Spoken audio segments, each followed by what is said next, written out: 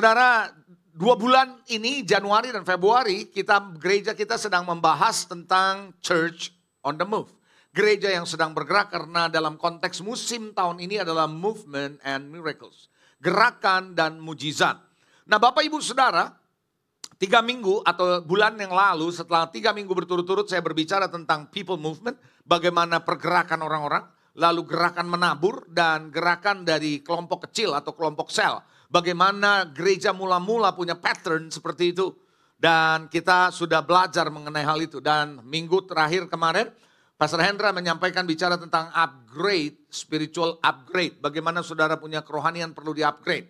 Dan pagi hari ini ketika saya mempersiapkan khotbah untuk minggu ini, di dalam ibadah hari ini, saya mendapat satu pesan kuat dari satu firman Tuhan ketika terjadi pencurahan Roh Kudus. Petrus berkata, selamatkan dirimu dari angkatan yang jahat ini. Pernah baca ayat itu ya?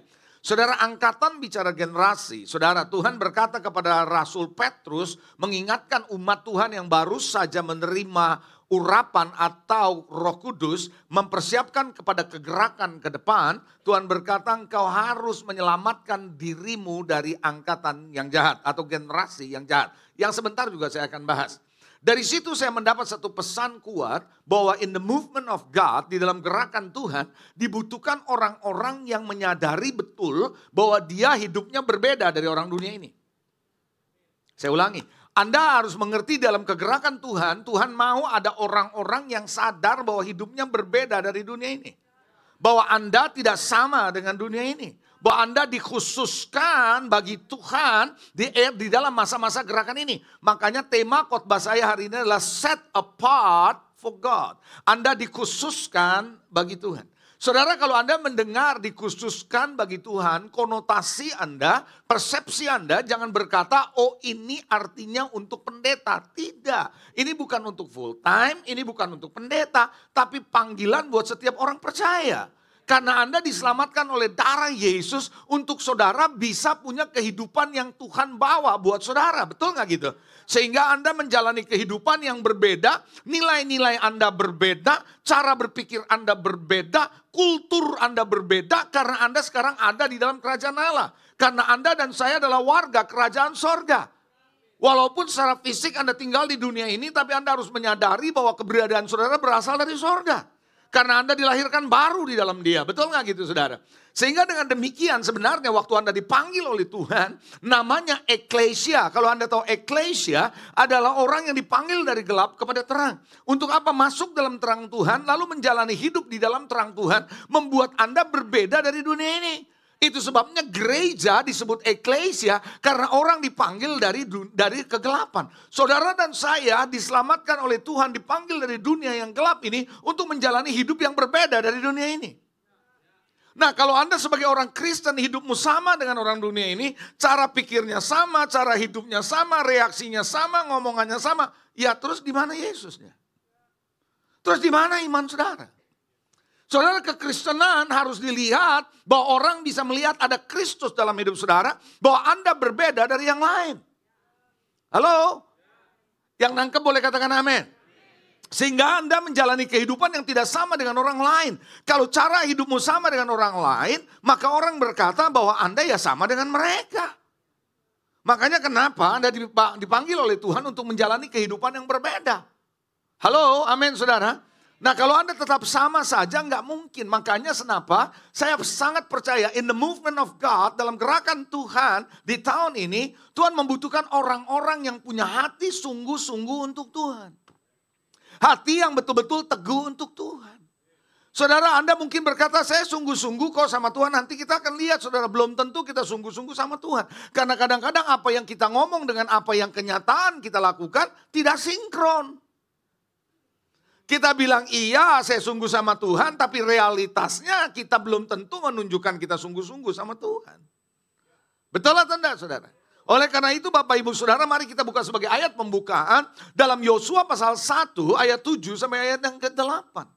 Yosua 1 ayat 7 sampai 8. Firman Tuhan bilang begini, hanya kuatkan dan teguhkanlah hatimu dengan sungguh-sungguh. Tuhan berkata menguatkan hati, meneguhkan hati harus sungguh-sungguh. Artinya apa? Bisa saja Anda mengambil pilihan-pilihan untuk Tuhan, tapi waktu Anda berjalan bersama dengan Tuhan, ternyata tidak seperti yang Anda harapkan. Ternyata tidak seperti yang Anda bayangkan. Nah, di situ hati saudara bisa goyah, Anda bisa bimbang, dan Anda bisa mengambil jalan tengah kompromi antara Tuhan dengan apa yang ada dalam dunia ini. Hanya karena Anda mau survive dalam hidup ini. Halo? Sehingga Anda merasa bahwa to survive in this life, untuk survive, terus ambil titik tengah. So I compromise, saya kompromi dengan ini. Makanya Tuhan berkata kepada Joshua, engkau dipilih oleh Tuhan untuk masuk dalam kegerakan ke depan. Untuk masuk dalam kegerakan Tuhan, engkau harus kuatkan dan teguhkan hatimu sungguh-sungguh. Coba bilang sungguh-sungguh. Apa artinya sungguh-sungguh? Ya sungguh-sungguh gitu. Artinya apa? Serius. Artinya apa? Enggak setengah hati. Artinya komit. Nah, ada banyak orang Kristen kenapa mundur di tengah jalan, saudara? Karena apa? Karena dia lihat kalau dia terusin sama Tuhan, berat ini. Anda mesti mengerti karena waktu-waktu persiapan Tuhan, waktu-waktu pemisahan Tuhan sudah semakin dekat. I'm serious, sudah semakin dekat. Saudara, itulah sebabnya kenapa di sini Tuhan berkata, bertindaklah hati-hati sesuai dengan seluruh hukum yang telah diperintahkan kepadamu oleh hambaku Musa. Jangan menyimpang ke kanan atau ke kiri. Kenapa? Supaya engkau beruntung kemanapun engkau pergi. Saudara, Allah akan membawa saudara kepada keberuntungannya. Bukan keberuntungan dunia ini, keberuntungan dari Tuhan kalau Anda berjalan sesuai dengan apa yang Dia sudah tetapkan bagi saudara. Ayat ke-8 berkata, jangan engkau lupa memperkatakan kitab Taurat, tetapi renungkanlah itu siang dan malam. Jadi orang yang mau masuk dalam kegerakan Tuhan, dia harus serius dengan firman Tuhan. Dia harus serius dengan jalan Tuhan. Dia harus serius dengan tujuan Tuhan dalam hidupnya. Lalu dikatakan begini, renungkanlah itu siang dan malam, supaya engkau bertindak hati-hati sesuai dengan segala yang tertulis di dalamnya. Sebab dengan demikian perjalananmu akan apa? Berhasil dan engkau akan... Saudara, kita tidak boleh hanya mengambil ayat ini karena kita mau berhasil dan beruntungnya. Alkitab berkata renungkan itu sehingga setiap kali kamu mau melakukan apapun, engkau merefleksikan kepada apa yang Anda sudah renungkan. Jadi apa yang Anda pilih dalam hidup saudara, perjalananmu, keputusanmu harus selaras dengan kebenaran firman. Kalau Anda mau masuk dalam kegerakan Tuhan. Kalau Anda mau menyentuh mujizat. Karena we are on the move, miracles are on the way. Bapak ibu saudara, kadang-kadang kita tidak merenungkan firman Tuhan, kita bablas saja apa yang kita mau lakukan. No, kita harus selaras dengan firman. Jadi setiap minggu Anda dengar khotbah bukan cuma sekedar dengar, Anda tahu, no, tapi Anda perhatikan dan Anda melakukan sesuai dengan kebenaran firman itu. Saudara tahukah saudara dalam Yosua 24 ayat 15, Tuhan berkata apa? Yosua berkata apa begini. Tapi jika engkau anggap tidak baik untuk beribadah kepada Tuhan, pilih hari ini. Kepada siapa kamu akan beribadah? Allah yang kepadanya nenek moyangmu beribadah di seberang sungai Efrat? Atau Allah orang Amori yang negerinya kamu diami ini? Tetapi dia bilang, but me, I and my household, tapi aku dan seisi rumahku, aku akan beribadah kepada Tuhan. Jadi kira-kira begini. Yosua tahu bahwa dia dipanggil oleh Tuhan, mau masuk dalam kegerakan Tuhan. Dia dikhususkan, dia dipisahkan, dia harus berjalan berbeda dari yang lain. Dan dia berkata kepada jemaat Israel pada waktu itu, kau pilih saja, kalau kamu mau beribadah kepada para berhala, Allah yang lain, silakan. But I and my household, aku dan seisi rumahku akan beribadah kepada Tuhan. Bahwa aku akan berbeda dengan kalian. Orang yang ngerti bahwa dia dipanggil oleh Tuhan. Ingat, saya ngomong dikhususkan oleh Tuhan. Berbeda bukan cuma buat pendeta. Kalau begitu, kalau ini bukan buat pendeta. Kalau Anda bilang gini, saya balik. Kalau Anda bilang, oh itu hanya untuk pendeta. Berarti yang masuk surga pendeta doang dong. Betul nggak? Kita orang Kristen diajarin firman bukan untuk pendeta. Semata-mata. Tapi buat semua orang Kristen. Buat saudara dan saya. Betul apa enggak gitu? Alkitab tidak diberikan hanya untuk pendeta. Tapi buat saudara. Hidup benar bukan hanya untuk pendeta. Tapi buat setiap orang Kristen. Iya atau tidak? Hidup kudus bukan hanya untuk pendeta. Tapi setiap anak Tuhan. Benar apa enggak begitu? Coba yang setuju sama saya lambaikan tangan. Saudara, kita bukan hanya untuk pendeta. Dan itulah sebabnya kenapa Tuhan berkata lewat Yosua, I and my household, aku dengan isi rumahku tidak akan sama dengan kalian. Orang Kristen yang ngerti kekristenannya, yang ngerti penebusan Yesus bagi dia tidak akan menjalani hidup yang sama dengan dunia ini. He will choose the right way of God. Dia akan memilih jalan Tuhan yang benar, sekalipun harga yang dia bayar mahal. Makanya Tuhan berkata, pikul salib, sangkal diri. Benar apa enggak gitu? Karena itu Bapak Ibu Saudara, ketika Roh Kudus dicurahkan, kenapa Petrus ngomong? Karena Petrus tahu apa yang terjadi dengan generasi pada waktu itu. Ayo kita lihat, Kisah 2 ayat 40. Oh haleluya. Kisah 2 ayat 40, saya berdoa, khotbah ini menjadi pesan buat saudara yang mau melihat mujizat, mau ngalamin mujizat, bergerak bersama dengan Tuhan. Kisah 2 ayat 40 firman Tuhan bilang begini. Dengan banyak perkataan lain lagi, ia memberi suatu kesaksian yang sungguh-sungguh. Dan ia mengecam dan menasihati mereka begini. Berilah dirimu diselamatkan dari angkatan yang jahat ini. Kalau Anda baca ayat ini, kira-kira Petrus lagi memaksudkan gini. Kamu jangan sama mereka, betul gak gitu? Jangan sama angkatan yang jahat. Jangan sama generasi seperti itu. Engkau harus beda. Makanya waktu saya siapkan khotbah ini, saya percaya betul ini menjadi cikal bakal awal, menjadi basis saya untuk bicara di RJLM nanti. Karena di RJLM nanti bicara soal the uprising of godly soldiers. The star generation. Sebuah generasi yang berbeda dari yang lain. Saudara, itulah sebabnya Tuhan berkata diselamatkan. Coba bilang diselamatkan. Kata diselamatkan dalam bahasa aslinya zozo itu artinya terbebas dari kejahatan. Terbebas dari dosa. Tidak terkontaminasi.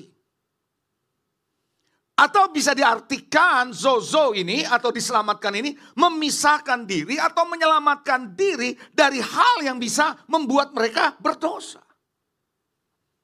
Apakah kita melihat itu di generasi sekarang? Halo? Saudara, itulah sebabnya kenapa di sini dikatakan angkatan yang jahat dalam bahasa aslinya adalah skolios, yang artinya generasi yang punya nilai moral yang buruk. Atau generasi yang terkontaminasi dengan nilai-nilai moral yang buruk. Saudara, Tuhan lagi berkata melalui Rasul Petrus, engkau harusnya keluar dari skolios, dari angkatan yang moralnya sudah buruk, terkontaminasi dengan moral yang buruk. Kalau Anda tetap ada di sana, kamu akan pasti terpengaruh, kau juga akan jadi busuk. Itulah sebabnya kenapa seperti Lot dan keluarganya diangkat keluar dari Sodom dan Gomora. Tuhan lagi pisahkan dari angkatan yang jahat itu. Kita tidak akan ngerti kekristenan sampai kita mengerti hidup sebagai orang percaya harus berbeda. Karena Anda dipanggil keluar dari kegelapan. Kalau Anda dipanggil keluar dari kegelapan, artinya Anda hidup tidak lagi dalam kegelapan dong. Betul apa enggak begitu? Nah, oleh karena itu banyak orang Kristen tidak menyadari, yang penting saya ke gereja, yang penting setiap minggu saya datang, yang penting saya memberikan persembahan ke persepuluhan, yang penting saya dengar khotbah. No, itu memang penting, tapi itu lebih penting lagi kalau Anda dalam hidup sehari-hari berbeda. Mengikuti firman. Yang saya maksud berbeda tidak berarti saudara lebih hebat dari mereka. Tidak berarti saudara dan saya lebih baik dari mereka. Bukan itu yang saya maksud. Tapi Anda menjalani hidup yang tidak sama dengan mereka. Anda punya SOP-nya sendiri. Tahu SOP? Anda punya standard operating procedures. Anda punya standar operasi hidup saudara, jalan hidupmu. Pegangannya adalah Alkitab. Amen. Jadi saya sangat percaya bahwa kegerakan Tuhan hanya bisa dilakukan oleh orang-orang yang mengerti betul hidup mereka dipisahkan, hidup mereka dikuduskan, dikhususkan untuk Tuhan. Kalau begitu Anda bertanya, Pastor, tuh saya bisnis ngapain? Saya kerja ngapain? Anda bisnis tetap bisnis, Anda kerja tetap kerja, tapi Anda kerja, Anda bisnis, Anda tahu for who, buat siapa? Anda melakukan ini berbeda. Halo? Ada amin? Tahu nggak saudara-saudara dipanggil oleh Tuhan bukan supaya jadi kaya?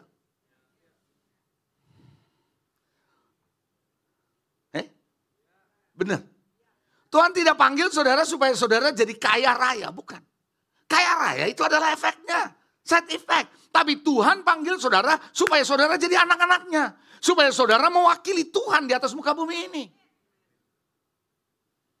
Kalau kita nggak ngerti ini, maka kita pikir kita datang ke gereja, kita percaya Tuhan supaya kaya. Enggak. Haleluya. Bisa katakan amin. Mazmur 24 ayat 3 sampai 5 firman Tuhan bilang apa? Oh, ayat ini menarik sekali saudara. Siapa yang boleh naik ke atas gunung Tuhan? Minggu lalu Pastor Hendra berbicara tentang spiritual upgrade. Kalau Anda mau upgrade naik ke gunung Tuhan, itu bicara soal upgrade. Your spiritual level, kerohanian saudara harus upgrade. Tapi ayat ini menarik dilanjutkan begini. Siapa yang boleh naik ke atas gunung Tuhan? Siapa yang boleh berdiri di tempatnya yang kudus? Artinya Anda bukan cuma naik, tapi Anda berdiri bersama dengan Tuhan di tempatnya yang kudus. Artinya apa? Anda berada di level yang sama dengan Tuhan. Maksudnya bukan Anda sama dengan Tuhan, bukan. Cara pandangmu, cara Tuhan memandang. Caramu melihat adalah seperti cara Tuhan melihat. Caramu bereaksi seperti Tuhan bereaksi. Paham gak nih saudara? Caramu menghadapi persoalan sama seperti Tuhan menghadapi persoalan. Anda punya hati yang sama, belas kasihanmu sama dengan belas kasihan Tuhan. The way you do things sama seperti Anda yang melakukan apapun, sama seperti dia maunya kalau dilakukan seperti apa. Karena Anda di level yang sama dengan Tuhan. Untuk bisa naik ke itu, untuk bisa ada di level itu kata Tuhan. Ayatnya yang keempat bilang, orang yang bersih tangannya. Orang yang murni hatinya. Tidak menyerahkan dirinya kepada penipuan. Dan yang tidak bersumpah palsu. Artinya ini yang banyak dilakukan oleh orang dunia. Kalau engkau mau naik ke gunung Allah, if you want to have a spiritual upgrade, kalau engkau mau bergerak dalam movement of God, engkau tidak boleh hidup sama seperti orang dunia ini.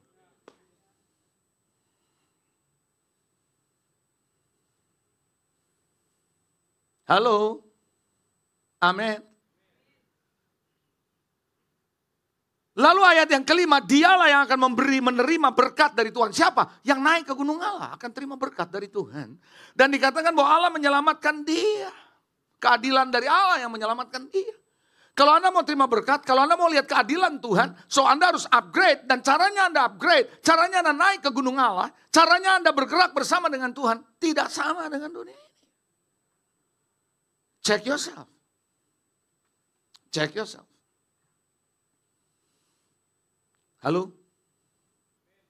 Amin. Saudara jangan berpikir karena kita ada di dalam gereja kita akan selamat.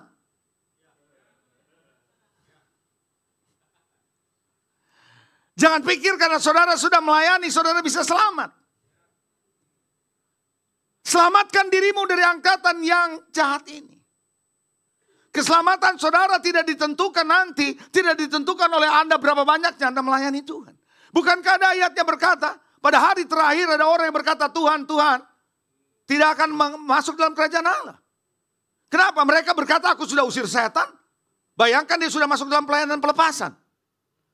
Aku sudah bernubuat, bayangkan dia sudah profetik. Aku sudah bikin mujizat, bayangkan saudara.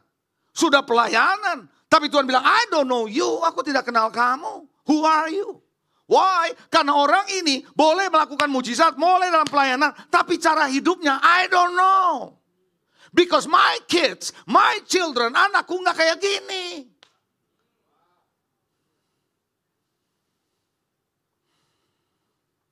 Nangkep? Makanya ya, dengar khotbah kayak gini ya. Kalau Anda nggak siap, panas kupingnya. Sakit hatinya. Tapi kalau Anda yang ngerti, I'm ready for this. Bahwa ini adalah kebenaran, Anda akan berkata, preach it pastor, hallelujah. Hallelujah. Suatu hari Filipus, pelayanan ke Samaria.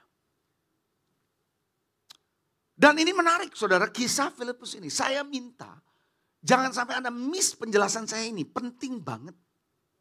Penting banget. Coba pentingnya apa? Pakai banget ini. Saya nggak yakin Anda perhatikan apa yang saya perhatikan. Nggak yakin, bukan berarti saya sombong banget seolah-olah Anda nggak. Ya ada sih yang mungkin sudah perhatikan. Tapi nggak banyak mungkin kalau mau perhatikan juga. Ini adanya di Kisah Rasul pasal 8. Ayat 4 sampai ayat 21. Saya nggak akan bacakan semua. Saya akan pilih ayat-ayatnya tapi saya jelasin aja supaya cepat waktunya. Are you ready? Ceritanya kan Filipus masuk ke Samaria dong. Lalu terjadi mujizat pelayanan Filipus. Orang timpang, orang lumpuh berjalan, sembuh. Terjadi orang yang dirasuk setan, kelepasan. Ini luar biasa pelayanannya. Manifestasinya jelas. Mau apa lagi lihat Filipus? Orang-orang sakit yang lumpuh sembuh kok. Orang timpang sembuh kok. Orang kerasukan sembuh kok. Sementara dia lagi melayani kayak begitu. Ada seorang bernama Simon.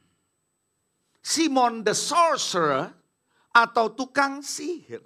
Tahu tukang sihir gak? Ngerti sihir kan?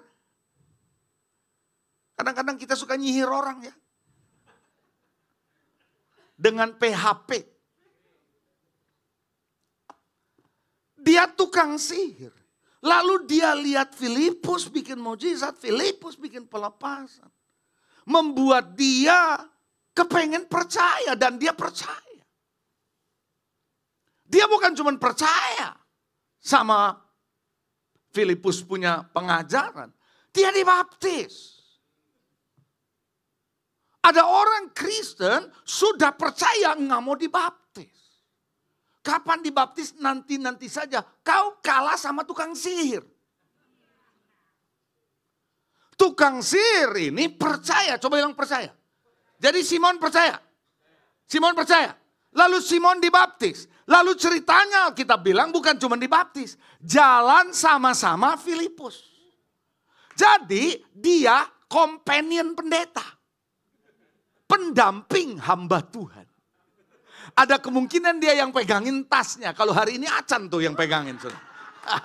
Jadi pendamping. Saudara, dia jadi pendamping hamba Tuhan. Jadi Anda bayangkan enggak? Kalau Anda ketemu ada orang, sudah percaya, sudah dibaptis, ikutin pendeta besar kemana dia pergi. Anda akan bilang orang ini luar biasa.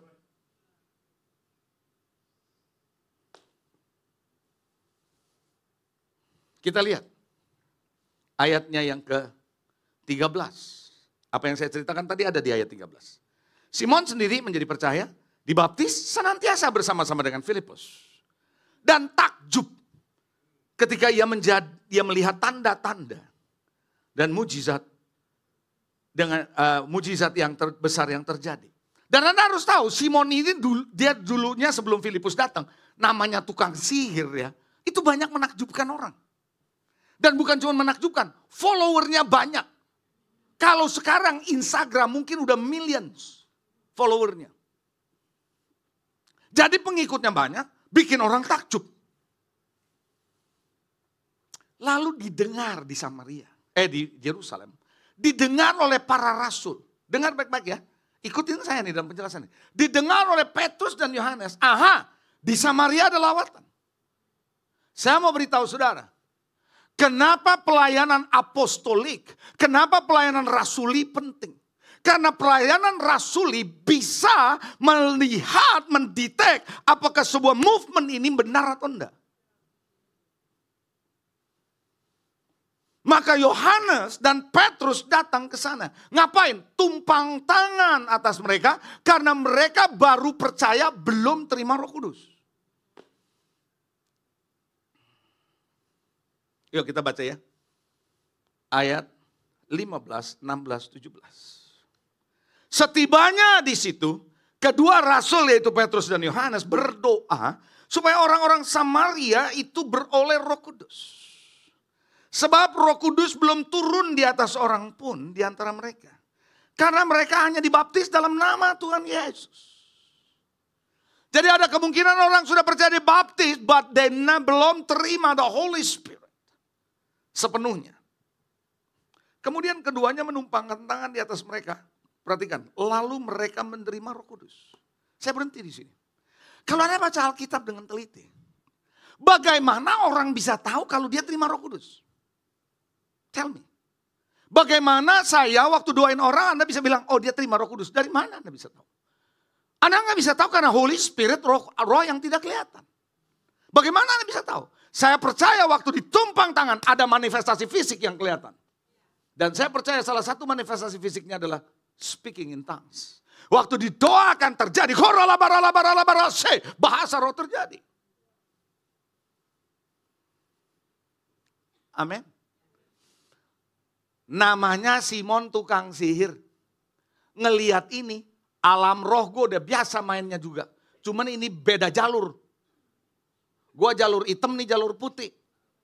Nangkep gak?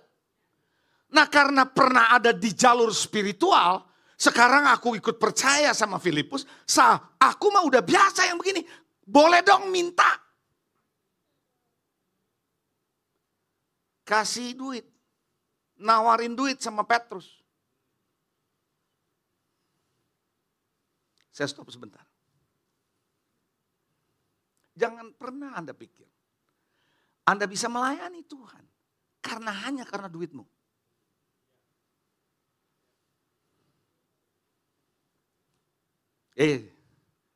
Boleh saya ngomong terus terang? Jangan pernah Anda berpikir saya bisa melayani karena saya memberi. Anda jadi Simon tukang sihir loh. Jangan pernah tukar ministry with your money. Jangan pernah tukar the gift of the Holy Spirit with your money.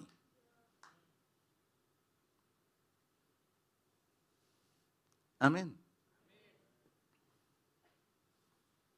Kadang-kadang, saya ngomong terus terang, pendeta itu bisa luluh hatinya.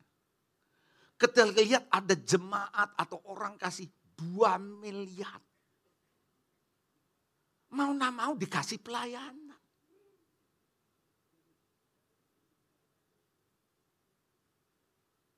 Maka Anda bilang, ya itu pendeta waras katanya.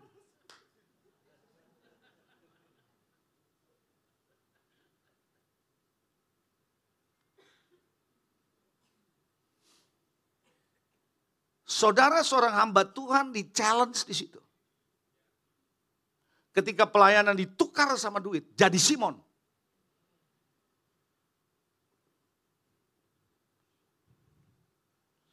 Makanya hati-hati ya yang melayani di sini. Ini sekarang di gereja ini, maksudnya di gereja-gereja. Industri kalau saya mau sebut industri. Terjadi perpindahan dari satu pekerja ke pekerja yang lain. Karena ini. Apa ini? Kalau Anda foto begini, kalau digesek-gesek jadi nggak bener. Makanya kalau foto gini aja, nggak usah digoyang-goyang. Kalau gini-gini jadi nggak bener. Anda tahu nggak?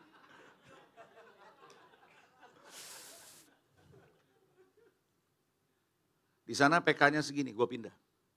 Anda Simon.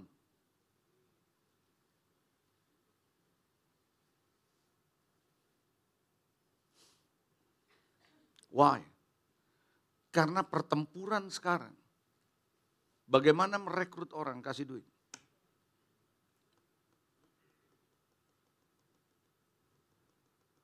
Halo?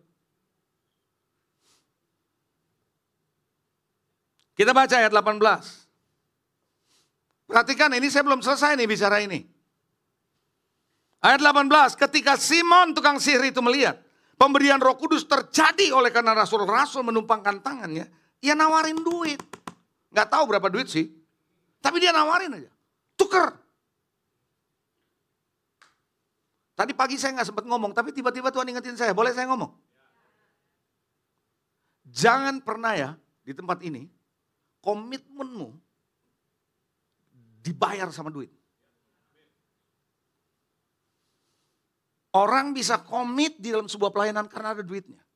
Pertanyaan saya, kalau nggak ada duitnya Anda komit nggak? Kalau komit ada duit, artinya komitmenmu saya beli. That's it, sesimpel itu saya ngomong.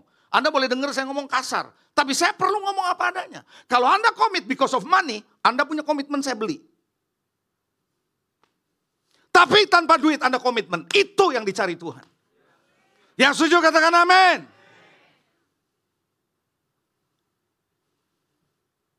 Sampai di sini siapa yang paham? Kita perlu orang-orang yang punya komitmen walaupun gak ada duitnya.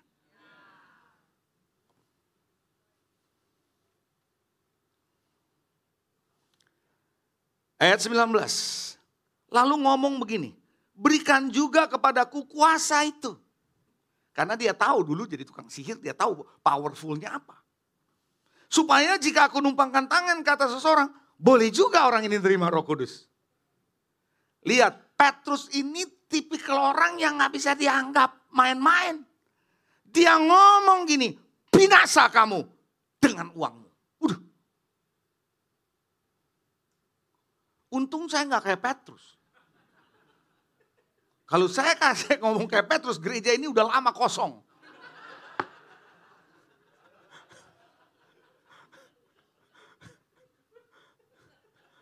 Binasa kamu dengan uang. Wah, cilaka. Oh my God. Lalu dia bilang gitu. Binasa kiranya uangmu bersama dengan engkau. Karena engkau menyangka engkau dapat membeli. You can buy anything from God with your money. Karunia Allah dengan uang. Ayat 21 ini yang bikin saya penting untuk mengingatkan saudara dalam movement ini. Ayat 21 berkata, tidak ada bagian atau hakmu dalam perkara ini. Sebab hatimu tidak lurus di hadapan Allah.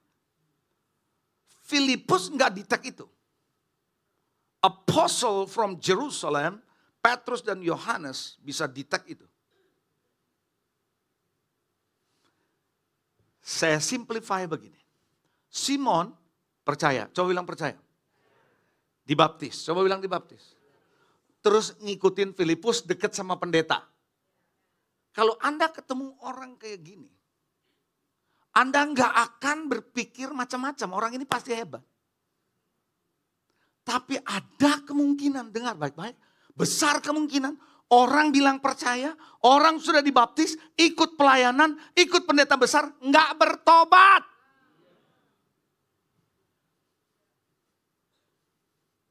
Anda bisa ada di gereja ini tahunan, belum tentu bertobat, tahu. Pertobatan itu mau berbuat dosa atau enggak, pilihan masing-masing. Betul. Berarti Rasul tahu sebuah movement dicampur aduk antara Tuhan dengan orang yang tidak bertobat. Kacau movement ini. Harus ada separation. Harus ada pemisahan. Pelayanan apapun kalau ada mix seperti ini, kacau itu pasti. Anda boleh bilang bagus tetapi pasti kacau ujungnya. Why? Because this is adalah kontaminasi terjadi. Percaya? Iya. Dibaptis? Iya. Ikut sama hamba Tuhan? Iya. Tapi gak bertobat? Saya berharap Anda tidak seperti Simon, tukang sihir. Halo?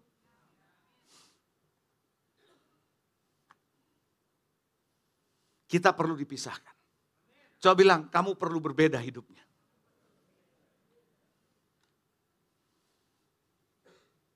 Oleh karena itu Bapak Ibu Saudara, menjelang kedatangan Tuhan yang kedua kali, pemisahan itu makin kuat.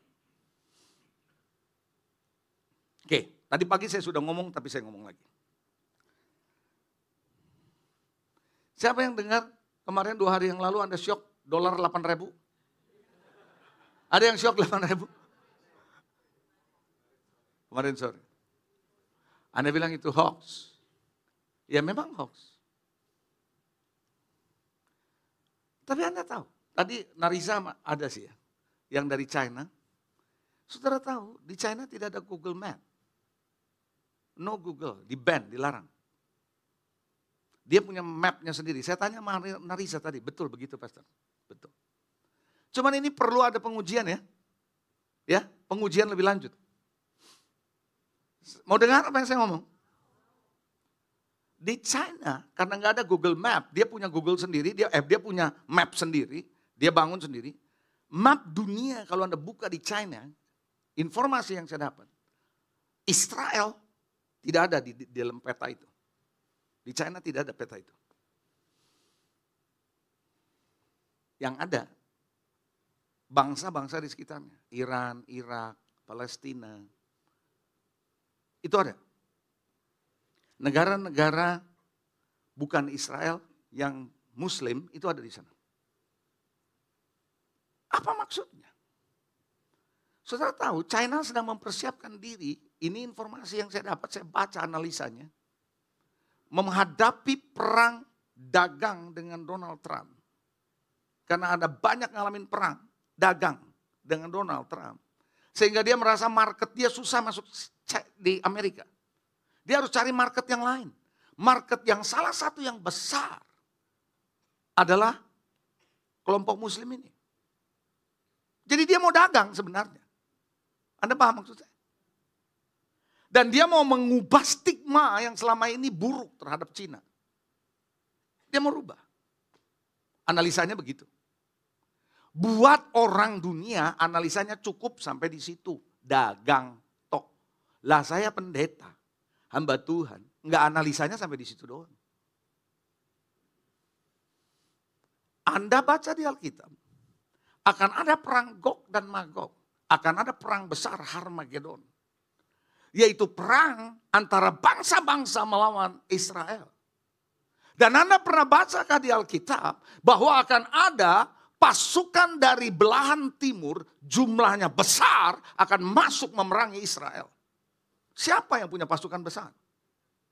Di timur, China.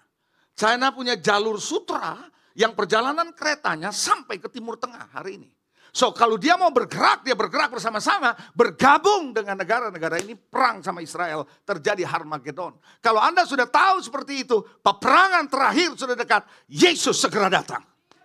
Kalau Anda sudah ngerti ini dan kita ngelihat tanda-tanda ini, bahwa Allah sedang mengadakan pemisahan.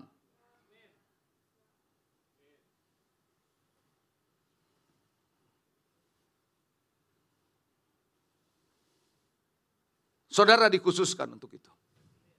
Saudara mau ikut dalam kegerakan Tuhan? Dalam 1 Samuel 1 ayat 28. Kok kayaknya jam ibadah 2 lebih cepat dari ibadah 1 ya? 1 Samuel 1 28. Aku menyerahkan kepadamu seumur hidup. Kepada Tuhan seumur hidup. Terserah ia kiranya kepada Tuhan. Lalu sujudlah mereka. Di sana menyembah Tuhan. Itu cerita Hana mempersembahkan Samuel kepada Tuhan. Dikhususkan buat kegerakan Tuhan ke depan. Makanya Samuel dipakai oleh Tuhan untuk mengurapi Daud. Raja Israel. Untuk ngikutin dalam pergerakan Tuhan ke depan. Anda harus belajar hidup berbeda. Bicara soal Samuel, saya ulang lagi saudara. Anak saya Raymond ketika pertama kali dia di Amerika, awal-awal dia di sana, dia sempat nanya saya gitu. Dad, menurut Dad Samuel ini bergaul gak dengan Hofni dan Finehas? Saya pikir ini anak nanya gini mau ngapain? Bergaul gak dia sama Hofni dan Finehas? Pasti saya bilang, karena dia kan satu rumah ya. Kan Samuel di bawah didikan Eli, papanya Hofni dan Finehas. Pasti. Kenapa kau tanya gitu? Terus dia tanya, dia cuma bilang, kok Samuel gak ikut-ikut berdosa seperti Hofni dan Finehas?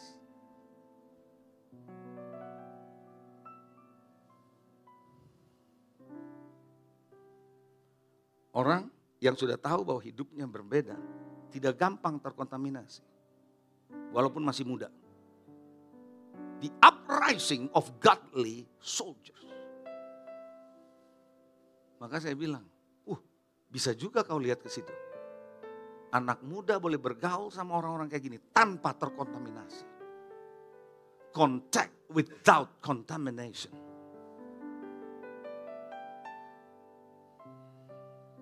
Makanya jangan heran, Tuhan lagi memisahkan kambing dan domba. Pernah baca ayatnya? Dalam Matius 25, 32 sampai 30. 3. Pemisahan kambing dan domba bukan dari tampak luar. Kambing sama domba cuma beda mungkin dari tanduk. Baunya sama.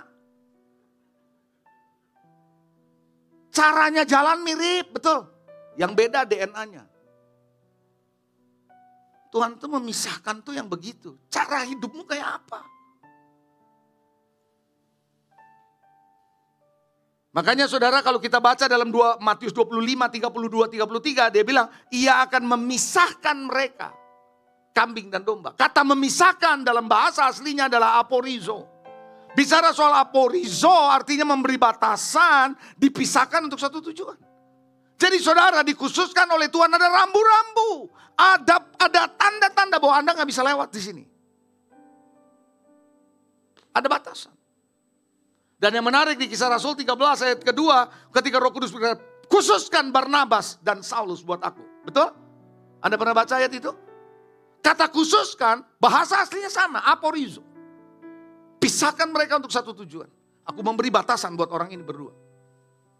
Kalau Anda berjalan dalam batasan Tuhan, tidak menyimpang ke kanan dan ke kiri, perjalananmu akan berhasil. Haleluya. Makanya dalam musim movement dan miracles ini dibutuhkan orang yang mau hidup berbeda dengan cara hidup orang dari dunia ini. Adakah orang-orang itu di gereja ini? Adakah orang-orang seperti itu?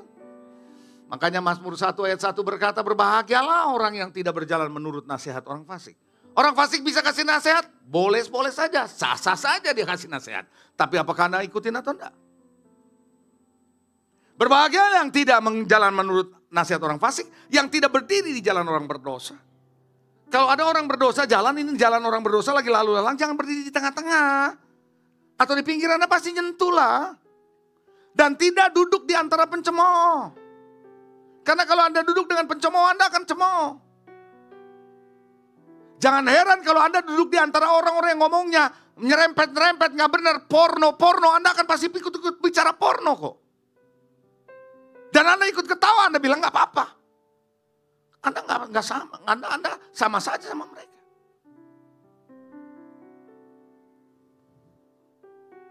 Kayaknya Anda gak nangkep nih, Anda ngerti gak sih maksud saya? Berbeda bukan berarti Anda lebih bagus dari orang lain, lebih hebat, lebih baik. Enggak. Cuma cara hidupmu beda. Cara mikirmu beda, reaksimu beda, omonganmu beda, bercandanya beda. Betul gak gitu? Bahkan berkatmu juga beda. Orang dunia berkatnya setengah mati. Anda kok dapatnya apa? Belas kasihan Tuhan, kasih karunia Tuhan, blessing of God. Siapa yang mau menjadi orang-orang yang dikhususkan bagi Tuhan in this movement? Ayo, Anda siap? Saya bagikan bagi Anda bagi khotbah saya yang bagian terakhir ini. Kalau Anda mau dikhususkan bagi Tuhan in this movement, sehingga Anda bisa bersentuhan dengan miracles. Anda nggak perlu upayakan mujizat, tapi mujizat tersedia. Waktu Anda bergerak, mujizat on the way, Anda akan ketemu dengan mujizat itu. Anda siap? Number 1. Bertobat sungguh-sungguh.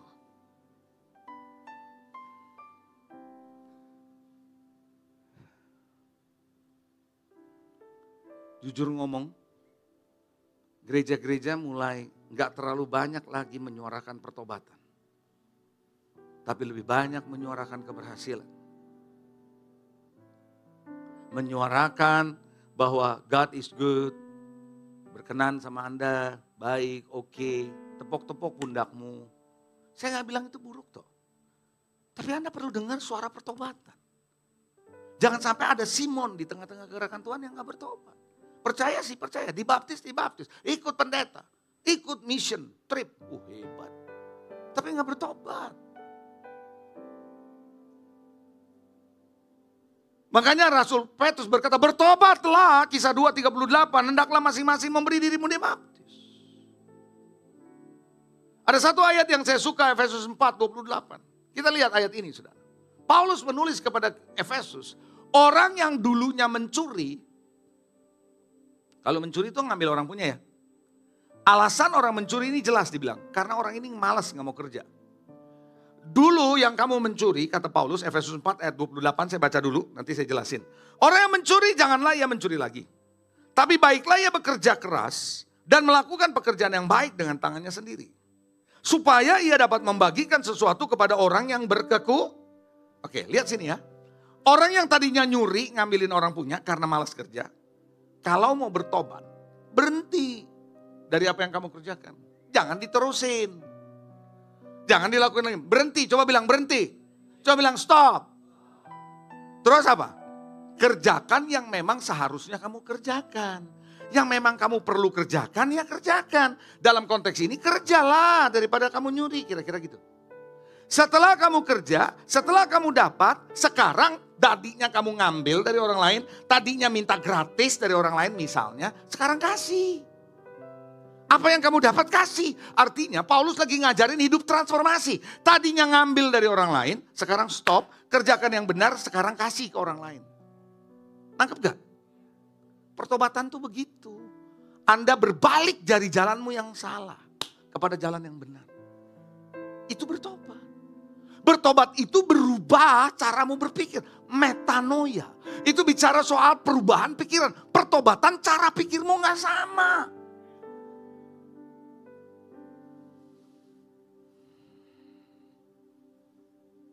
Saya menarik ada satu ayat lagi, Ibrani 1 ayat 9. Perhatikan baik-baik, saya mesti sampai kepada ayat ini. Ibrani 1 ayat 9. Engkau, ini bicara soal Yesus. Mencintai keadilan, coba bilang mencintai keadilan. Dan membenci kefasikan, coba bilang membenci kefasikan. Sebab itu Allahmu telah mengurapi engkau dengan minyak sebagai tanda kesukaan melebihi teman sekutunya. Mengapakah Yesus diangkat? Karena dia mencintai keadilan, membenci Lihat ya, lihat. Anda gak mungkin bisa bertobat sungguh-sungguh kalau Anda mencintai kebenaran. Di saat yang sama, Anda mencintai kefasikan.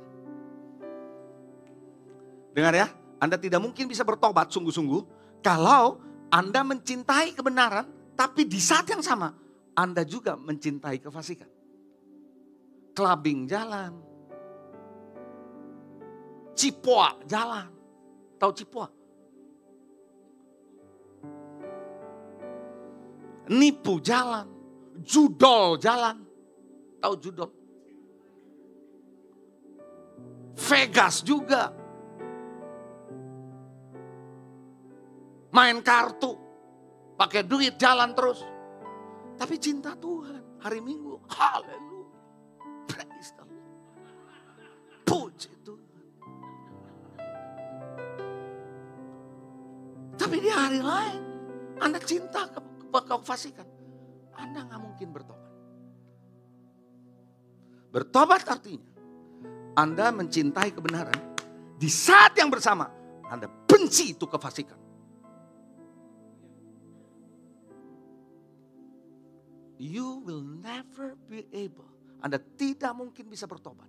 Kenapa? Kalau Anda cinta kebenaran tapi sekaligus cinta kefasikan, Anda gampang sekali kompromi.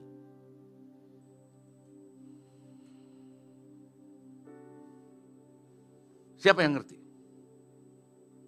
Kenapa Anda bisa kompromi? Karena dua-duanya Anda suka. Makanya ada satu gubernur suka dengerin khotbahnya Paulus. Ngerti? Paulus panggil, gue denger tuh, gue demen kalau dia ngajar. Begitu Paulus ngajar soal penghukuman, udah stop, lu jangan ngomong lagi. Karena dia gak demen yang begitu, dia suka dengan dosa. Kompromi akan terjadi. Anda boleh ada di gereja, Anda boleh dalam pelayanan. Tapi kalau kayak gini modelnya, you will never repent. Anda tidak mungkin bisa bertobat sungguh-sungguh.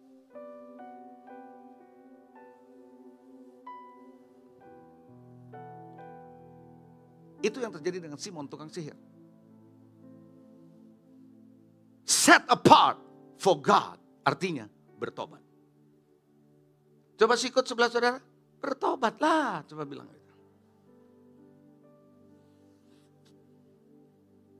Kedua. Anda harus serius dan sepenuh hati untuk Tuhan.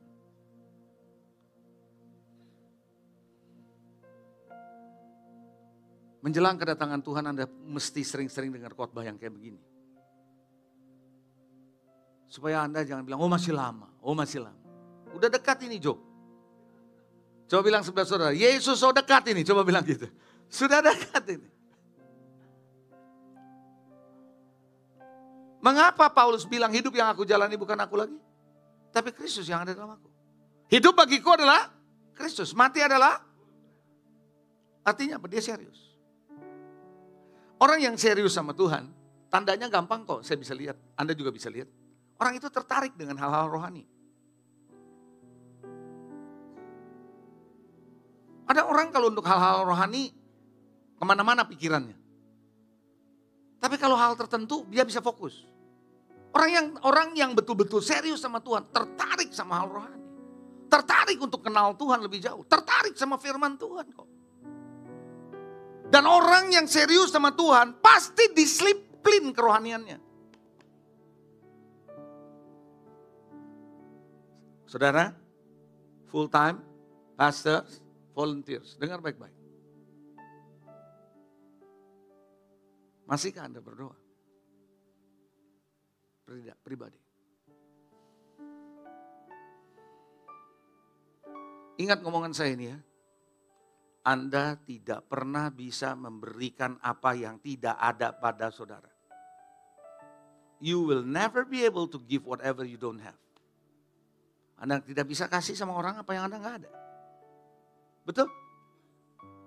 Anda tidak bisa memberikan pewahyuan kalau nggak ada pewahyuan dalam hidupmu. Anda tidak akan pernah bisa memberikan inspirasi dari Holy Spirit kalau tidak pernah ada dalam hidup saudara. Anda tidak bisa memberikan kebenaran kalau tidak pernah ada kebenaran dalam hidup saudara. Yang Anda bisa bagikan cuma pengalaman otakmu doang.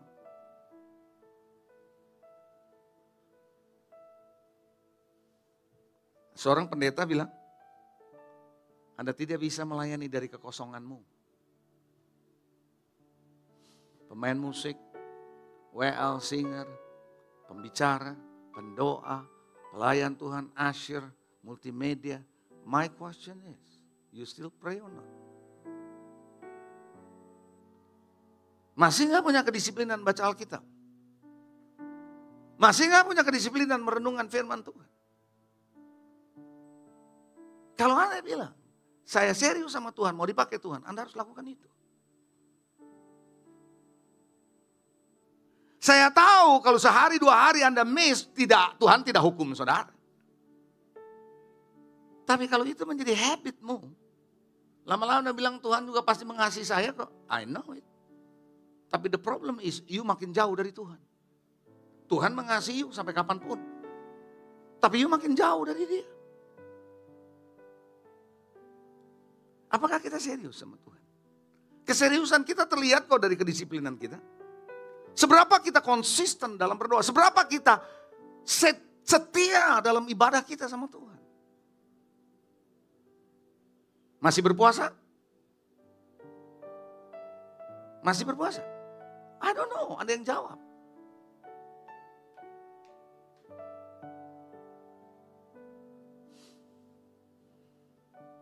Hari ini saudara, orang bilang, saya gak berpuasa juga Tuhan mengasihi saya. Saya tahu kok. Tuhan masih bekerja, saya tahu kok. Tuhan gak mungkin membenci saudara. Kalau dia benci saudara, dia gak mati di atas kayu salib. Tapi tidak berarti Anda boleh bebas untuk menjauh dari Tuhan dong. Amin. Ketiga terakhir. Karena tadi pagi nggak ada yang ketiga. Menjaga hati untuk tetap rendah hati, lurus dan murni. Guard your heart.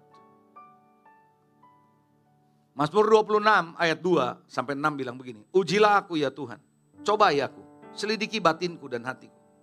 Mataku tertuju pada kasih setiamu dan aku hidup dalam kebenaranmu. Aku tidak duduk dengan penipu. Lihat tuh. Dia pilih untuk tidak duduk dengan penipu. He choose. Dan dengan orang munafik aku tidak bergaul.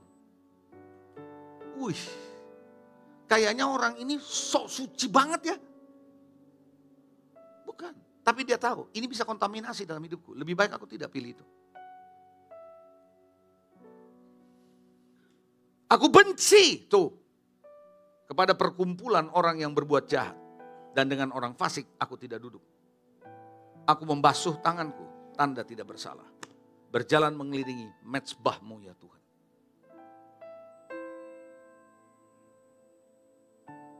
Orang yang bergerak di dalam gerakan Tuhan, move dikhususkan bagi Tuhan. Selalu menguji hatinya untuk diselaraskan oleh Tuhan dari hari ke hari. Dalam kegerakan Tuhan ada aja Ananias dan Safira, tahu? Iya kan? Ada aja. Ada aja saudara dalam gerakan Tuhan yang namanya Gehasi. Bileam. Yang gak jaga hatinya. Apakah kita masih mau belajar untuk merendahkan hati? Tunduk, taat. Bukan hanya kepada Tuhan, tapi kepada pemimpinmu. Menjaga kekudusan. Paulus berkata kepada Timotius, dia berkata bahwa jangan engkau dianggap sebagai orang muda, tapi jadi teladan. Dan dia berkata kepada Timotius, jauhi nafsu orang muda, karena kamu masih muda. Jaga kekudusanmu. By the way, kata kekudusan, kata kudus, yang ada di bayangan saudara sama di Alkitab bisa beda loh. Kudus di Alkitab artinya Anda dipisahkan, Anda dikhususkan. Sehingga Anda tidak sama dengan mereka. Pagi hari ini, atau siang hari ini, saya mengajak saudara, ayo. Kalau kita move, we move together. Sebagai alat di tangan Tuhan. Yang dikhususkan bagi dia. Amin. Sehingga Anda berkata, aku mau bertobat. Aku mau sungguh-sungguh buat Tuhan. Dan aku mau jaga hatimu. Jadi saya mau katakan sama saudara. Belajar jadi orang-orang yang dipakai Tuhan dengan cara yang berbeda. Hidupmu berbeda. Mari kita bangkit berdiri, datang kepada Tuhan.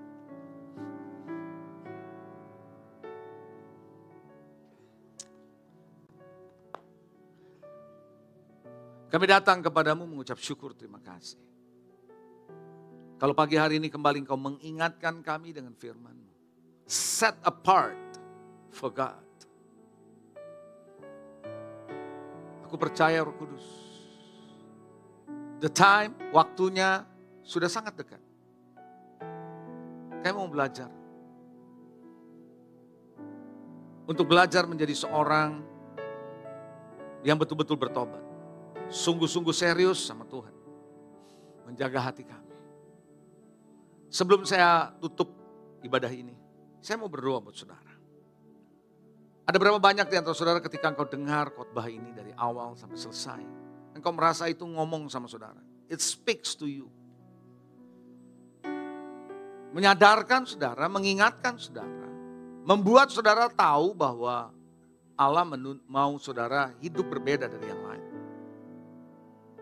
Tapi selama ini mungkin Anda masih antara ya dan tidak. Tapi engkau dengar firman ini dan engkau berkata, Tuhan, as of today, mulai hari ini, aku dan seisi rumahku, seperti Yosua berkata, akan beribadah kepadamu. Will be serious with you. Kalau ada di antara saudara hari ini yang berkata, Tuhan, pakai aku dalam movement ini. Untuk aku bisa melihat kenyataan realitasmu dalam hidupku, keluargaku, pekerjaanku, bisnisku.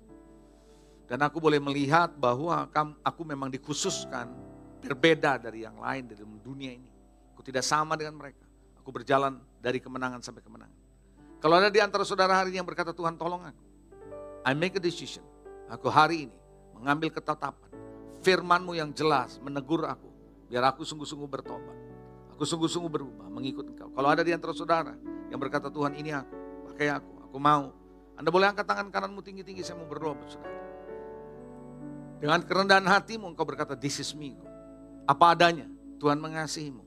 Tuhan mau Anda kembali. Tuhan mau Tuhan engkau ada di dalam jalur dia. Untuk melihat perjalananmu berhasil dan beruntung. Tuhan, aku berdoa untuk mereka yang mengangkat tangan di hadapan-Mu. Aku tidak tahu apa yang ada dalam pergumulan hidup mereka. Aku tidak tahu. Dalam kejujuran hati, kerendahan hati mereka mengangkat tangan. Tuhan menghargai orang-orang yang jujur. Yang mau mengangkat tangan yang berkata, ini aku. Aku mau berubah, aku mau hidup di dalam kebenaran-kebenaran yang Kau katakan. Tuhan, aku berdoa biarlah setiap orang yang mengangkat tangan dalam kejujuran hati mereka, Engkau dengar dan lihat hati mereka. Tilik, uji hati mereka. Supaya mereka menyadari bahwa mereka adalah orang yang dipanggil Tuhan untuk hidup berbeda dari dunia ini. Call out, dipanggil dari kegelapan, masuk ke dalam terang Tuhan. Tuhan, aku berdoa, biarlah Tuhan kami menjadi orang-orang yang berbeda, orang-orang yang tidak sama dengan dunia ini. Memberkati Tuhan mereka yang mengangkat tangan, saya tidak tahu apa yang menjadi pergumulan mereka, kesulitan mereka dalam hidup ini. Tapi ada satu hal, mendengar firman ini menyelaraskan kami. Sehingga kami tidak berakhir seperti Simon tukang sihir. Kami tidak berakhir seperti Ananias Safira. Kami tidak berakhir seperti Demas yang meninggalkan Paulus. Kami tidak berakhir seperti Gehasi yang pada akhirnya kena kusta dari Naaman. Kami tidak seperti Bileam yang meninggalkan panggilan Tuhan sebagai seorang nabi. Tuhan memberkati yang mengangkat tangan. Lawat mereka sehingga dalam hidup mereka, dalam pekerjaan mereka, dalam hidup sehari-hari mereka bisa melihat realitas sorga dalam hidup mereka. Berkat-Mu Tuhan turun atas mereka. Sukacitamu ada pada mereka. Damai sejahtera-Mu ada pada mereka. Kesadaran akan Tuhan makin kuat dalam hidup mereka. Dalam perjalanan hidup mereka, mereka makin hari makin bercahaya sampai rembang tengah hari. Kebenaran makin nyata, kebenaran memerintah dalam hidup mereka. Sehingga mereka boleh menjadi saksi yang berbeda dari dunia ini. Thank you Lord Jesus, berkati hidup mereka. Mari Bapak Ibu Saudara angkat kedua belah tanganmu semuanya. Kita akan akhiri ibadah ini. Sebagaimana engkau datang di tempat ini diberkati Tuhan. Saat engkau tinggalkan tempat ini pun kiranya berkat yang besar dari Allah Bapa. Kasih setia dari Tuhan kita Yesus Kristus. Persekutuan yang indah bersama Roh Kudus. Menyertai saudara mulai saat ini sampai selama-lamanya. Setiap orang yang percaya diberkati Tuhan katakan, amin, amin. God bless you, happy Sunday.